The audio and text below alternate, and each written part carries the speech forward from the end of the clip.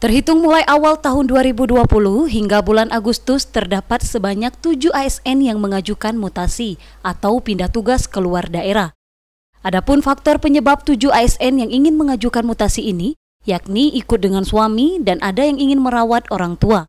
Hingga saat ini, ASN yang mengajukan mutasi sebanyak 2 orang ke Provinsi Bengkulu, 3 orang ke Kota Bengkulu, 1 orang Kabupaten Sidoarjo, dan 1 orang ke BNN. Tahapan saat ini masih dalam proses ke BKN, sembari menunggu konfirmasi lebih lanjut dari pihak Badan Kepegawaian Negara, termasuk mendapatkan persetujuan dari daerah tujuan tersebut. Untuk 7 orang ini, persetujuan pindah itu sudah ada.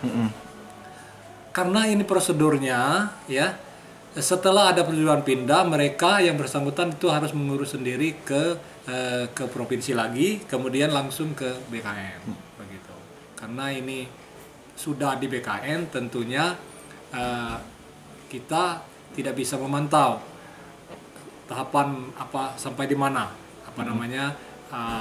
proses pengajuan yang bersangkutan. Ya. Untuk ASN tidak memenuhi syarat pindah, nantinya bisa melakukan proses pengajuan persyaratan ulang dengan mengikuti prosedur dari awal. Dari Tubei, Dimas Kintan, Lebong TV melaporkan.